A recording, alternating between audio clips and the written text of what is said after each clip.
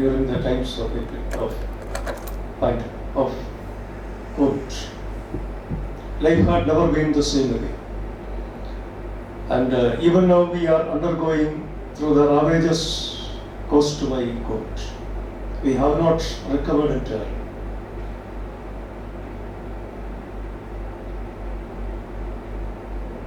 Now this is not the main concern, but everybody, including you know as to how COVID has affected your lives. Our classes went online, and online classes can never be having the same impact of a direct face-to-face interaction. So many things happened in between. Go to the next slide.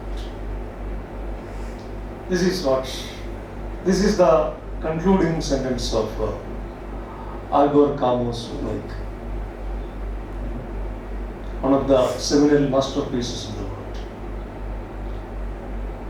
The plague has not vanished. The plague bacteria sleeping between the files, beneath your cupboard, between the bedsheets, invisible for years, decades, or even centuries, until one fine morning it will wake up and send its rats to die hundreds in a slumberous state. These words of Camus seem to be prophetic. All of a sudden, people all over the world began to go back to plague. The masterpiece fiction by Camus. Fundamentally, this novel is acting as a huge metaphor, whose meanings are almost indecipherable even today. For example, what do the rats represent in the novel is not very clear. It is having far-fetched relations dating back to some of the images and associations in the Greek theatre of the 6th century BCE. Some ideas connected to Albert Einstein's concept of the good.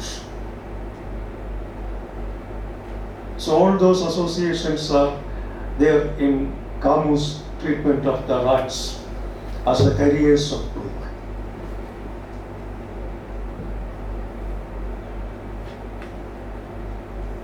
So what provoked the interests of people in this prophetic words of Camus? That is what matters. Now we will examine an analogous episode. We go to the next slide.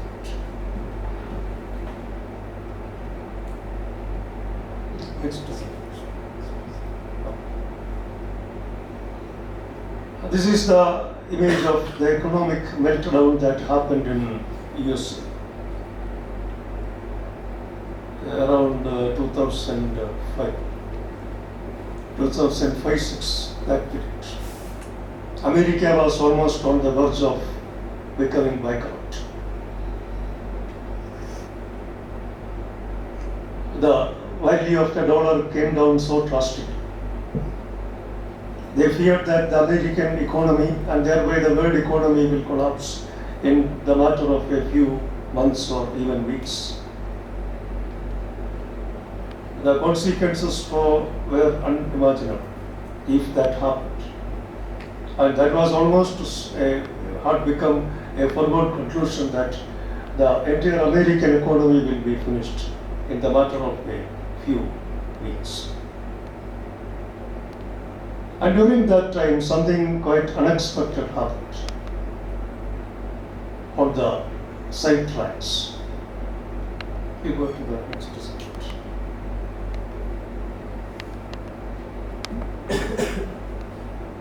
What happened is that the people of America, for the first time in their life, began to read the Communist Manifesto and Das Kapital. Even though Das Kapital is an unusually complex work of economics which ordinary people will never be able to understand. Even with a master's degree in economics, it is difficult to understand as to what Das Kapital says. Nehru says that he tried to read Das Kapital at least three or four times, but he could not understand a single word of that. So what prompts our interest is why the Americans all of a sudden began to take an interest in Marx, whom they always considered as their beta noire. Beta noire means the enemy number one, the class enemy. Because Marx and the Marxians had always remained the worst possible critics of the American bourgeoisie capitalism. And the Soviet Union, the ultimate embodiment of Marxism and communism, always considered America as their ultimate rivals. Those were the times the Cold War had come to an end with the dissolution of Soviet Union. But the lingering feelings concerning the past competition between these superpowers still remained in their consciousness. The ghost of the past began to haunt them. And ultimately they turned to the man whom they had never considered seriously till that time.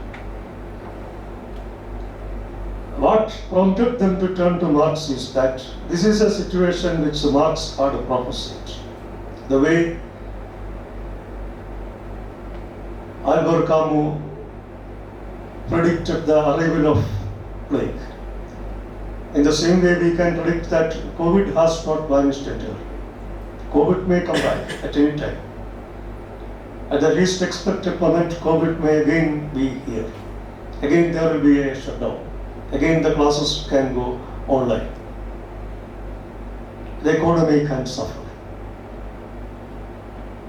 So the power of a prophecy is not confined to the Delphic oracles alone.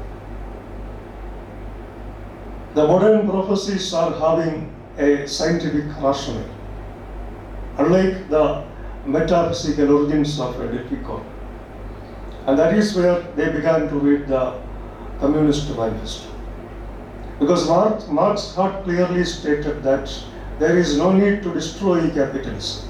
There is no need to unleash a direct onslaught on capitalism. Because inherent contradictions in bourgeoisie capitalism will essentially bring down its own destruction. This is the most unusual prophecy. That is the prime agent of a war. He is insisting that you need not unleash a direct onslaught on capitalism. Capitalism is a self-destructive defiance. It will ultimately end up in a suicidal pact with its own vainglorious ambitions, its own fantasies, and that will be self-destructive. And Americans feared that the prophecy of Marx had nearly become true. It is going to be true in the matter of a few months. So the resurgence of the Americans' interest in Marx, it has to be read in relation to yet another one.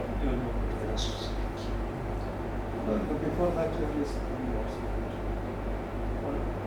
go to the please.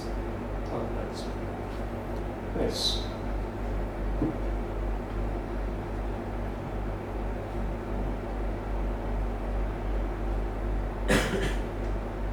This appeared in an American journal around 2000, 2001, 2002. Exactly 3 years before the American economic meltdown had started. During that time, they wrote the most caustic comment on Marxism and communism. Marxism is finished. It might conceivably have some relevance to the world of factories and food riots, coal miners and chimney sweeps, widespread misery and massed working classes. It is the creed of those who are too stupid, fearful or deluded to accept that the world has changed for good in both senses of the term. The world has changed forever, and the world has changed into prosperity. And in that world, what is the relevance of Marxism? That was the fundamental question this journal had raised. A very relevant question. Because the greatest capital on which Marxism is resting its allurance is the suffering, agonized working class population. And once the very concept of the proletariat disappears, where does the relevance of Marxism lies? That was the question. And this is not merely an American anticipation.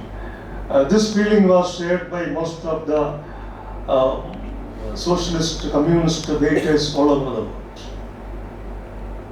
Almost all the rightist thinkers and activists believed in this ultimate epitaph of Marxism. And ironically, in a historical irony, Marx had made a very famous prophecy in Communist Manifesto, which is almost poetic and most lyrical in nature. In history, everything gets repeated twice. The first time it happens as a tragedy, the second time as a farce. Farce, a comic drama, a F-A-R-C, farce, farcical.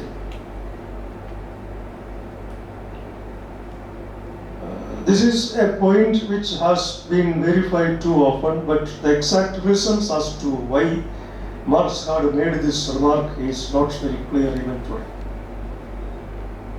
Which has to be sought in almost some kind of an oracle-like awareness of Marx.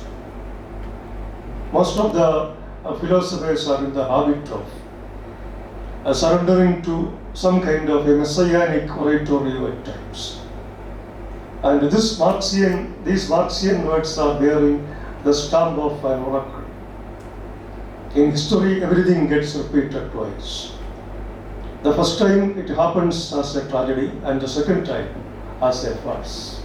And this is a farcical repetition of what the Americans believed about socialism. After writing the epitaph of Marxism in one of the most prominent American academic journals, within the next 2-3 years, they had to go back to the man whom they have condemned.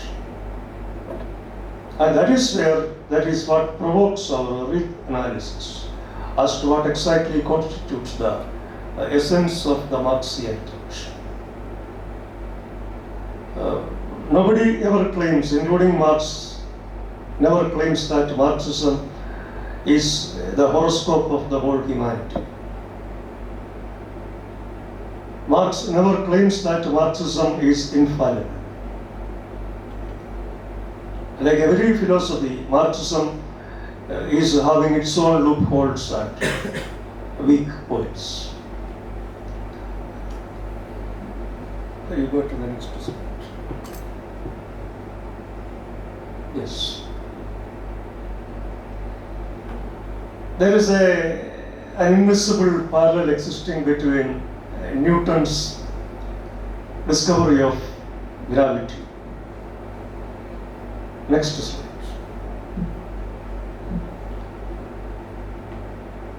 Sigmund Freud's discovery of the unconscious.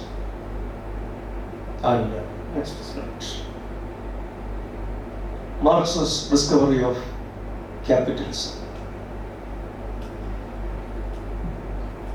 They have changed, these three discoveries have changed man's perception of the world in which he lives forever.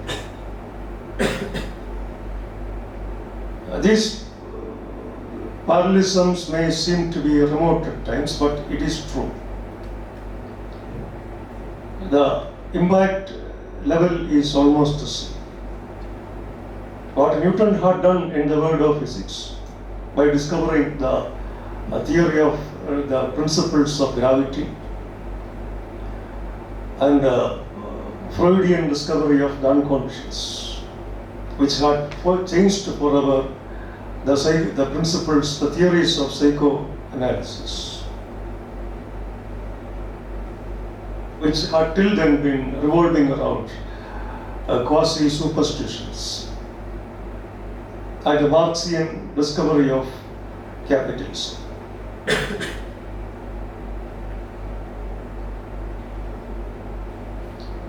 That doesn't mean capitalism was not existing till that time. Capitalism had been there. But the recognition of capitalism, the bourgeoisie capitalism, as an agency of the ruthless exploitation of the unsuspecting population all over the world, the working class population, the proletariat, evolves from this Marxian discovery of the capital. What is capital exactly doing?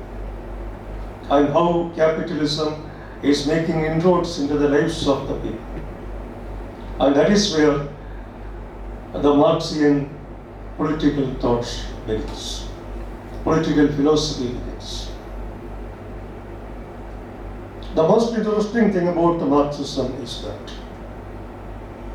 usually philosophers and philosophical schools are incapable of bringing about any transition, any transformation in the lives of the individuals.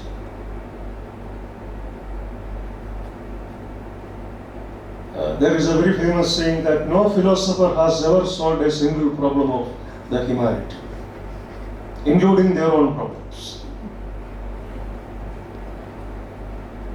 Philosophy is something to be so good in a classroom discussion,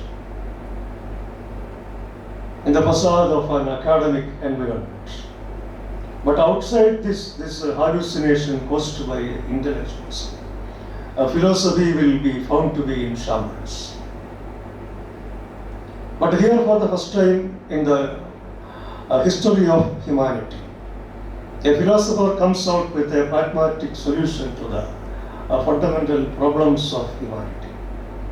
That is where we have to differentiate Marxism from the rest of the ideological systems and platforms. Marxism is a combination of philosophy as well as ideology.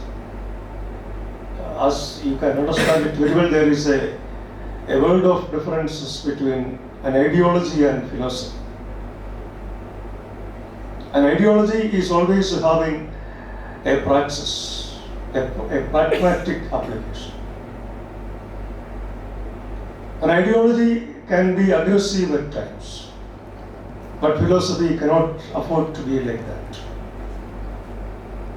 Philosophy is more or less having a pacifist tone, but ideology can never be having.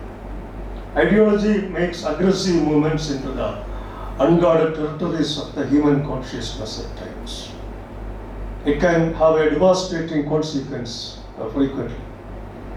An ideology never permits any exemptions or any exclusions. An ideology tries to bring everything within its ambit. It is almost having some kind of a religious seal. The maniacal obsession of a religion with its own gods and its own set of credos is what is manifested in ideologies. And it is because of this rare combination of the ideology and philosophy that brings Marxism very close to a Semitic religion. And that is the prime accusation that is raised against Marxism by its detractors.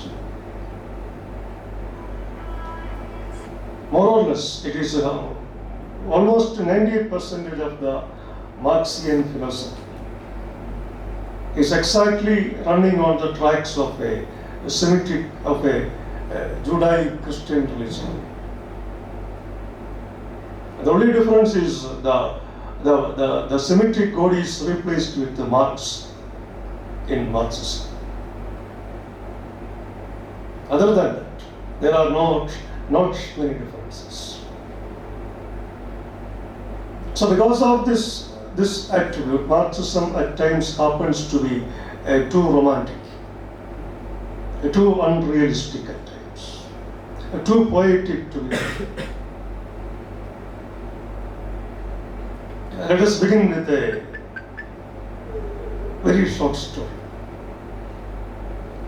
This short story is having some adult content. So if there are anybody in the class who are below the age of 8, they may stand outside the class. Because you should not be raising any complaints later. Even if you raise the complaints, I don't care. This is a story by one of the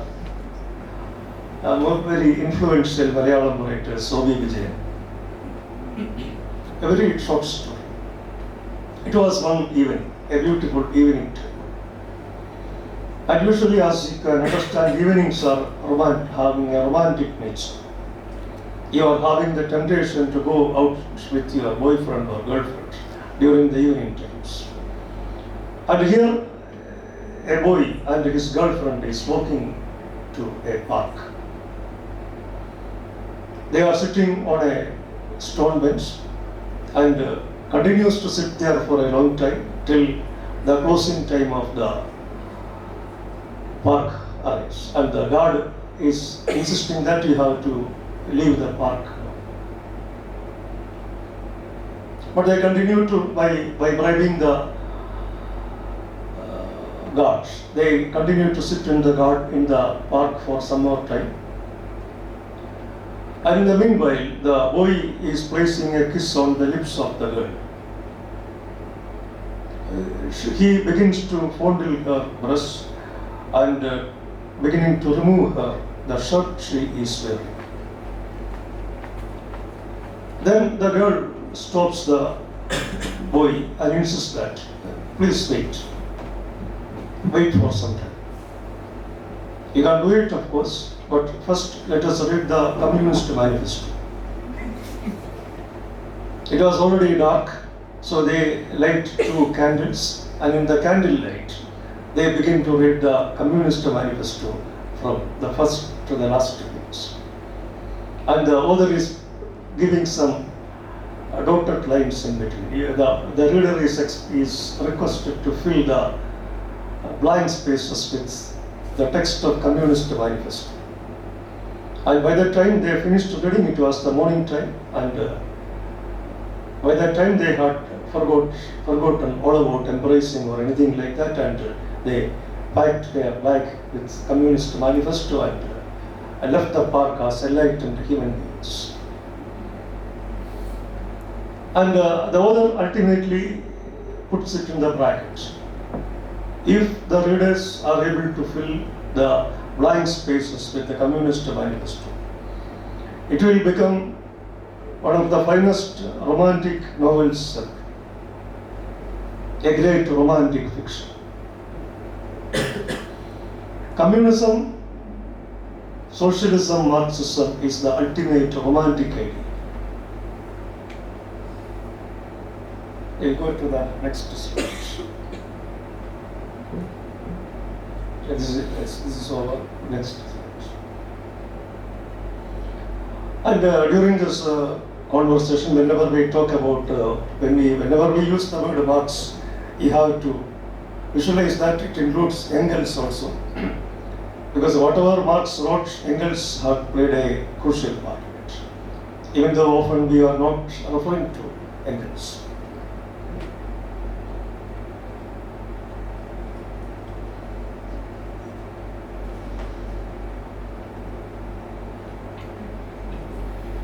Let us go to the next slide. Yes.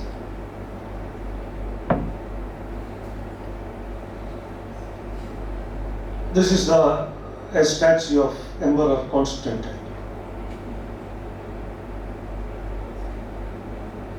The man who is instrumental in making Christianity a world religion.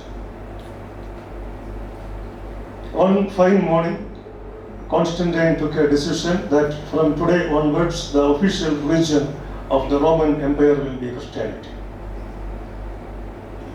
And he held 2-3 synagogues and collected all the different biblical versions and asked the scholars to edit those texts and make Christianity a highly codified, stratified religion.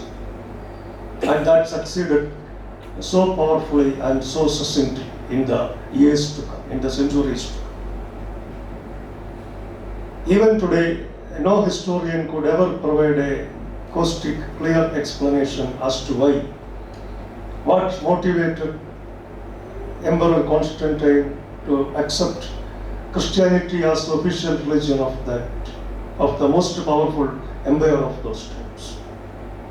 The first concept of the empire was created by the Roman Empire, the most powerful empire the world had ever seen or known. Romans till that time used to be pagans. So how the sudden transition from paganism to Semitism? This is a question which has not been answered clearly till this day. But that changed the course, the fate of Christianity, the history for Christianity.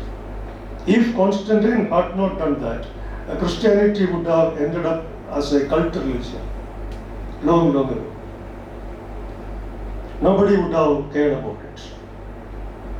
Many religions like Christianity had vanished from the pages of history in the past. So Christianity might have undergone a similar fate had not Constantine intervened, made this historical intervention. Go to the next slide. And this has some connection with this episode, the Bolshevik Revolution. If the Bolshevik Revolution had not taken place, Marxism would have ended up mostly in an academic philosophy. It had its positive as well as the negative impact, and primarily negative as a philosophical system. This was the defining moment for Marxism. Because whatever happened in the course of time in Soviet Union, from the time of Joseph Stalin from the time of Stalin to Lenin to the time of Joseph Stalin, was almost unprecedented in the entire course of human history.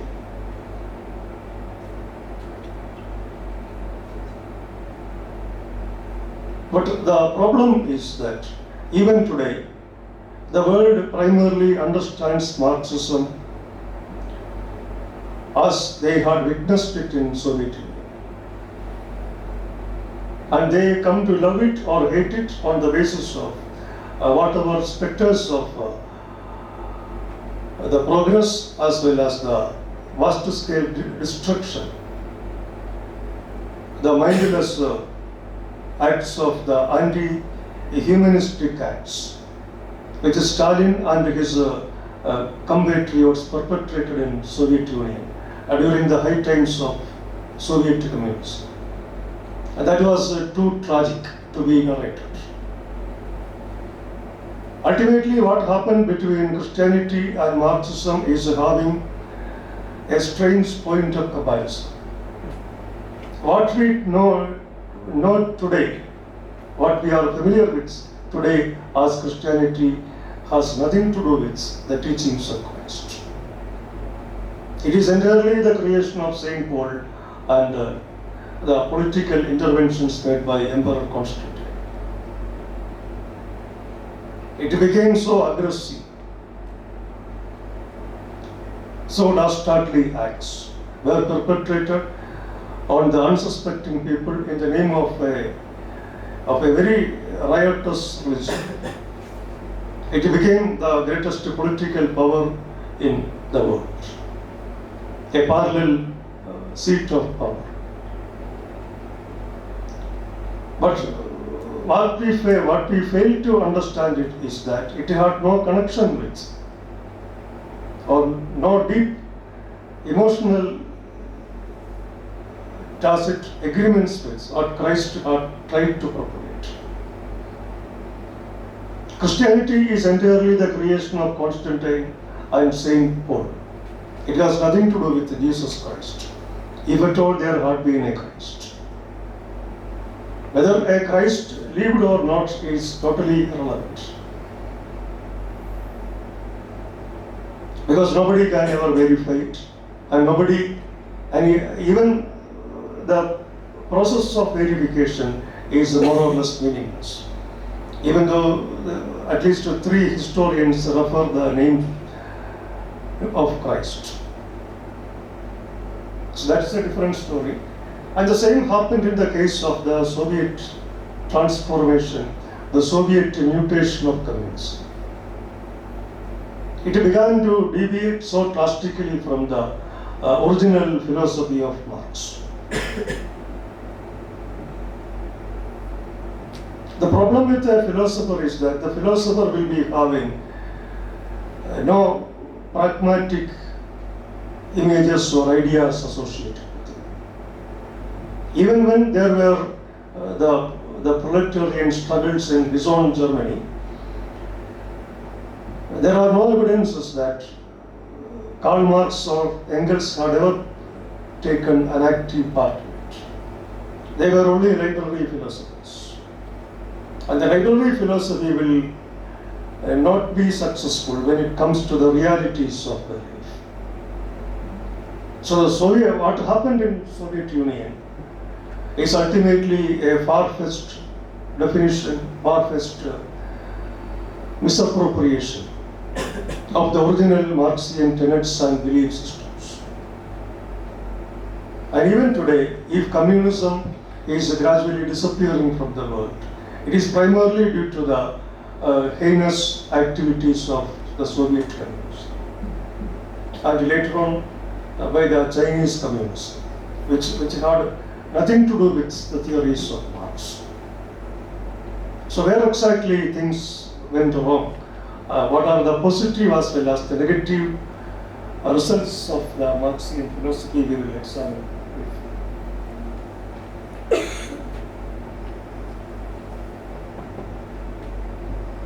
This is the fundamental idea of Karl Marx. The class struggle. But the problem is that when Marx wrote this treatise, the meaning of the word class had been different from what the way we are treating that word today. And that is what most of the modern Marxian thinkers, including Terry Eagleton, Raymond Williams, and others point out. When Marx is alluding to the working class population, the detractors of Marxism point out that the huge factories and the farms have disappeared from the world. And now, even those people who are working in an IT firm or in a bank, they all have to be considered as the working class people. But will you ever be able to give them the stature of the working class population? That is where we have to redefine and reformulate the original concept of Marx regarding the class struggle. Perhaps this is the most original and ingenious interpretation of the historical process. The whole history moves forward as the result of the class struggle. This is the fundamental Marxian perception. Between the haves and the have-nots, between the proletariat and the bourgeoisie, between the land-owning, industry-owning class and the working class. So this struggle keeps the history keeps moving forward.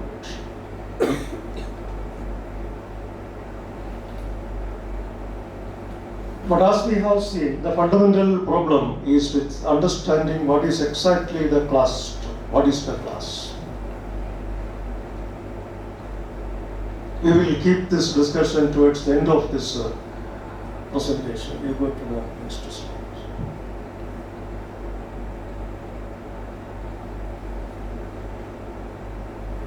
This is the Marxian analysis of history. The history of all pre-existing human societies is the history of class struggle.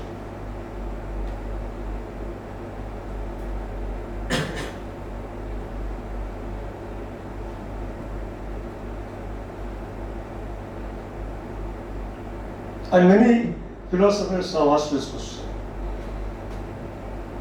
If the word class and struggle are separated, what can be the generative meaning of this Marxian definition? And the modern conclusion is that by the word class, because the meanings are continuously undergoing changes and transformations. The way you are using a word today may not be its meaning after a span of, say, 50 years. For example, many of the words used by Aristotle, we do not know what is the exact sense in which Aristotle might have used those words. Some problem is in the translation, because Aristotle's works were first translated into Persian language and then into the European language, including English. So what we are reading today is the translation of a translation. And originally, Marx wrote in German language. It was translated into the other languages and ultimately to the English language. So the class is not exactly the working class. The class is any people who feel that they are deprived of their rightful share in the world economy. The world had been unjust to them. They have been deprived of their rights. So, class is those people, that includes all those people who are continuously engaging themselves in a struggle against those forces that seek to oppress their rights and deprive them of their humanitarian privileges. Ultimately, the class becomes a basic struggle against those forces of fascism and Nazism. That is what the real meaning of the word class implies, as per the arguments of Terry Eagleton, one of the most prominent Marxist analysts of our times. That is the reason as to why we say it is very difficult to understand an extremely lyrical, poetic, pithy, aphoristic language which Marx keeps on writing. Because Communist Manifesto is primarily some kind of a political propaganda. And the fashion of those times was to use a highly poetry-induced language. And quite naturally, poetry will never be having a singular meaning. So there is a very beautiful definition as to what a poem is. Poetry is an impossibly doomed attempt to say everything at once. Poetry conceals more than what it reveals. And that is the fundamental problem of the Marxian words and expressions. So when Marx says the class struggle, it is not at all referring to the proletariat alone. It can even include some sections of the bourgeoisie.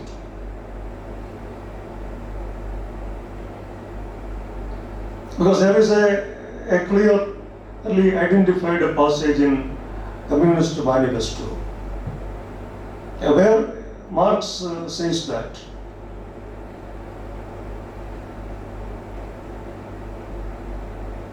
There is no need to unleash a direct onslaught on the bourgeoisie forces. The bourgeoisie carries its own dissensions, distrust, and disbelief in others, amongst themselves. So these internal struggles, internal dissensions and dialectics of the bourgeoisie will ultimately bring about its own dissolution.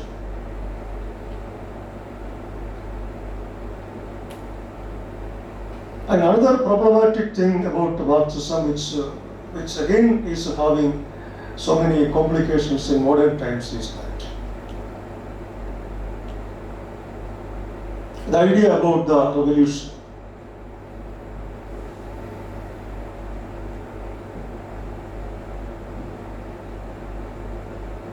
And that is where the Soviet theory becomes a huge disaster.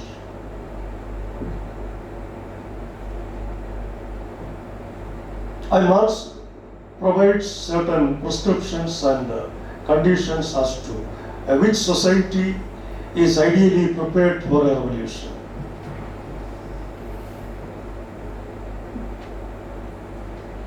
As per the Marxian theory, the people working in a highly advanced mechanized factory, they are the elite classes of the working class population. And ultimately, it is these people who have to initiate an armed revolution against the bourgeoisie. But as per that theory, the revolution should have happened in USA. But even today, revolution has not happened in USA.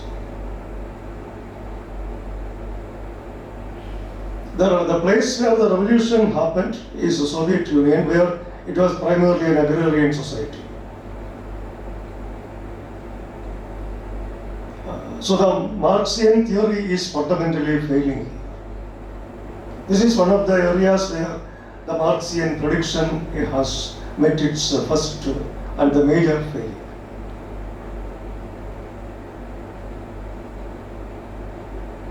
Go to the next slide.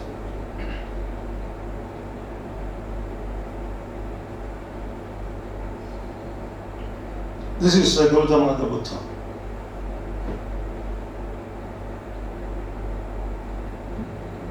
It is Buddha who for the first time said that everything is in a state of flux. Everything is continuously changing. The dependent origination of Buddha, what is known as the Praditya Sabutpada, a highly complex theory by Buddha, a theory which was much ahead of its own times. So as per the Buddha, no two moments are the same.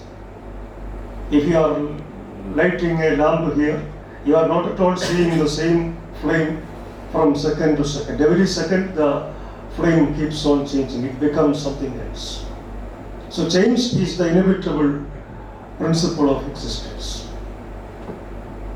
And this is the first formulated by the Buddha. Go to the next slide.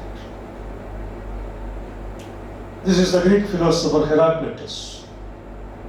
Heraclitus reformulated this Buddhist concept by saying that no man steps in the same river twice. You cannot take a dip in the same river twice. So change is an inevitable process. The second time you are taking a dip in the river, you have become a different person.